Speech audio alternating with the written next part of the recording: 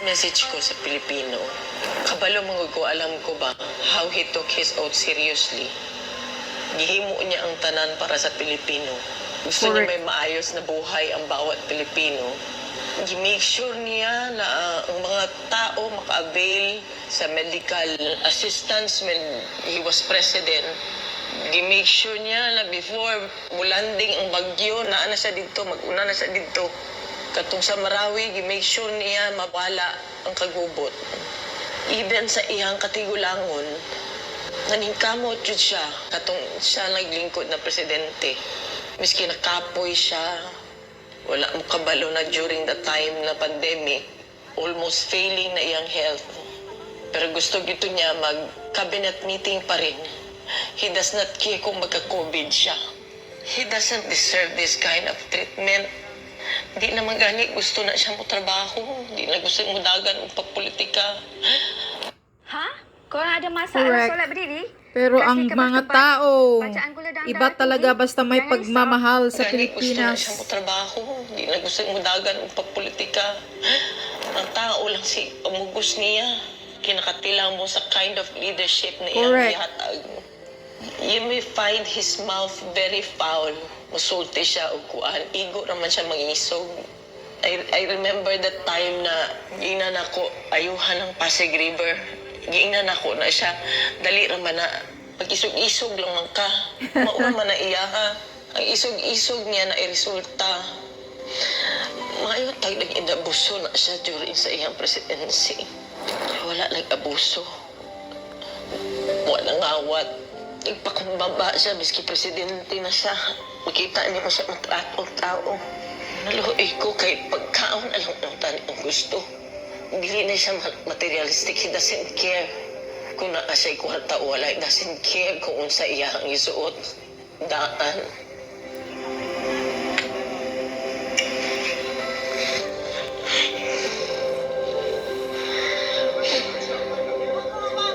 Yan o. Yawa ka nga turi ka. Ako kapalo kung sa akong pagtabang. Kasi kaluuin lang ba? Kaluuin na lang. Abuso. Grabe. Abuso. Sa simple lang ay yung gusto. Deprive pa yun ninyo.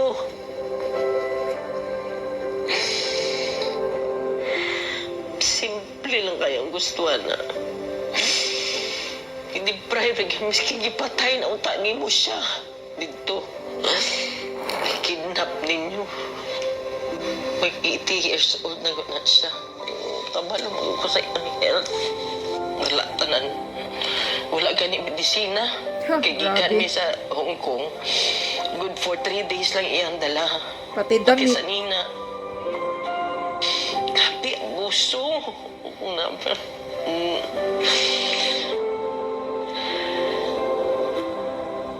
Grabe. Wala man na siya ni trigger o pusil. Maski isa.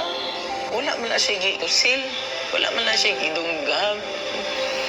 Accusations ng hain kabuo. As man ang hain. Wala maganin niya magkiti siguro ng nain na gina-accuse siya. Ako gani, grabe gani, gulong na nilang gibulhot na nila diri sa Pilipinas na iyang natawakan. Yung anak pang ginabuhat diri sa mga. Di ko katulog, dili ko makapuyo sa among sariling balay. Balo ka ba? First night na ako gikan sa katong pag-abot na mo uguan. Wala lang ko nakauli sa among balay. Magplano-plano na lang ko asa ko matulog. Nangiyo lang ko. Wala ko kabalungan sa wala ko kabalungan sa ako. Naluin ako kay ultimo pagkaon na ba? Minisaya lang ang gusto na. Kaluoy. Kung uba naghandong, mansyon ka na sa dili. God. Ano lang. Maghangyo ko sa inyo. Di tabundang ato di siya mubalik. Ayaw yun mo undang. Di tabundang. Please continue to pray for him. And for us, nga ma'am, sa namot ni tabang, Pilipino, tabang.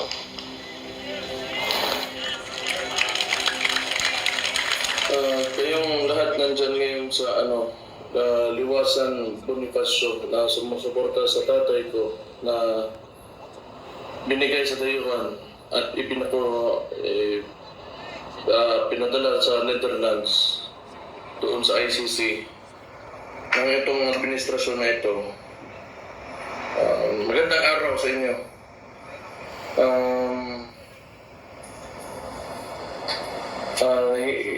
Mahirap yung sitwasyon namin ngayon. Gusto ko sana na nandyan ako. Yan nga lang, may binabantayan ako na syudad, itong Davao, dahil ako ang alkalde dito ngayon, so hindi ako makapunta. At medyo pakiramdam ko, may gagawin sila dito sa lugar. Kaya hindi muna ako makapunta dyan. Sayang na hindi ko kayo makikita at makakausap ng personal. Pero gusto ko magpasalamat sa lahat ng ginagawa niyo para sa tatay ko.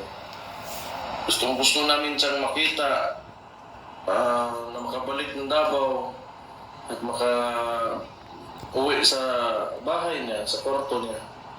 Wala namang ibang gusto yung tatay ko kasi mag-birthday na ngayon 28, 80 anyos na yan. Yung gusto lang talaga namin sana na bumalik na nandyan pa, hindi, yung humihinga pa.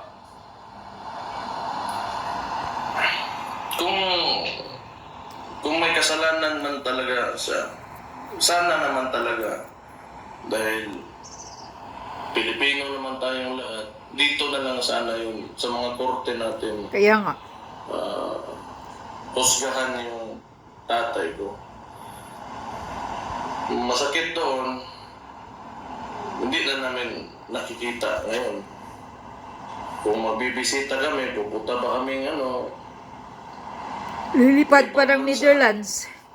mahirapan.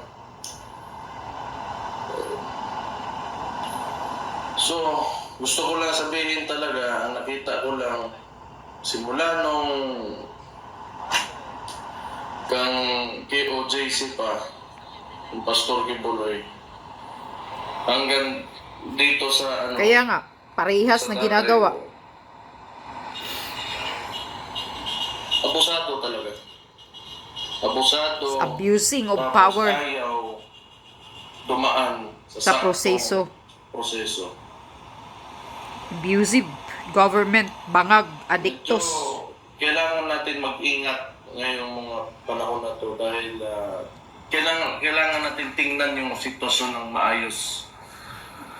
Kasi ako, nakakarinig lang ako ng mga istorya ng Marcelo. Pero ngayon, hindi ko alam kung ito na ba yun. Pero Secret Marshalo na ngayon eh. at nakikita ko at nararamdaman ko, para siyang Marcelo na naririnig ko noong panahon. Hindi pa naman kasi alam ko may mas mga grabe talaga at mga karumaldumal na mga nangyari doon. Pero itong Marcos Jr. gustong gayahin yung Tatay niya. na senior na ewan ko lang. Pero gusto ko lang na tingnan nyo ng maayos yung sitwasyon at mag-ingat kayo sa iba kumilos yung liderato ngayon. Yes, traitor to his own people. This Marcos Bangag government is a traitor to his people. To all of us. Police na uutusan. Yeah, mga Walang pulis, magawa. bayaran. Siyempre, trabaho man nila. Wala naman talaga dyan sa mga maliliit na ranggo yung andyan naman talaga kung sino yung nagpapatakbo. Kay Huda Story. Again, gusto ko lang magpasalamat kasi wala talaga hindi ko alam talaga sabihin ko sa inyo kasi apektado talaga ako ngayon, yung pamilya namin sa nangyari. Yung gusto lang namin makita yung si former President Digong. So malaking bagay, lahat ng ginagawa nyo, sinasabi nyo, sinusulat nyo, lahat ng suporta na pinapakita nyo. Malaking bagay yan sa amin. Kaya salamat sa inyo. Yun lang. Mabuhay kayong lahat. Well, it was really kidnapping. You see the comments all around the world from experts. Yes.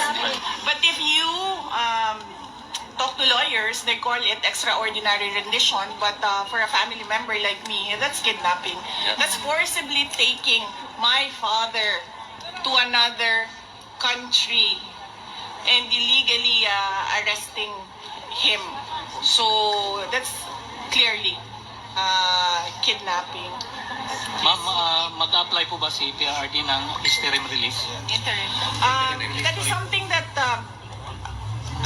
I cannot comment on because it's a legal strategy. So I would leave that to the lawyers if the lawyers would like to talk to the media. But I will not comment on legal strategy. I'll also add that because I told him a lot of people are crying. They are depressed, hurt, stressed about what happened and what is happening right now and what is happening in the country. And then he said, sabihin mo sa kanila, relax lang, may hangganan ang lahat. So remembering this from kasi I cannot take notes, I cannot take a ball pen and pen din. So sabihin mo sa kanila, relax lang, may hangganan ng lahat. There will be a day of reckoning for all. Yes. VP, mahal na mahal po ang Duterte family ng mga OFW at mga Pilipino po sa bansang Pilipinas. Ngayon, grabe po yung emosyon ng mga Pilipino dahil mahal po nila si PRRD at kayo po. So may mensahe po ba kayo para sa lahat ng mga Pilipino? Yes. Unang-una, nagpapasalamat ako sa lahat ng ating mga kababayan. First off, I'd like to thank all our countrymen for your prayers and your profound support to the former presidents.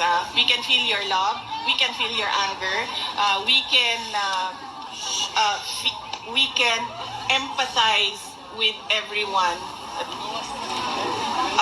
Everyone's rage about what happened. And let us not be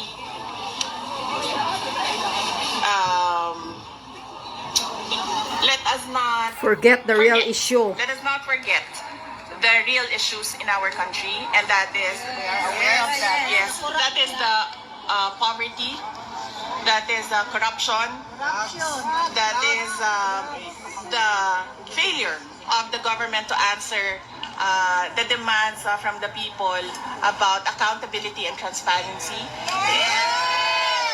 The failure of the government to address peace and security in our country.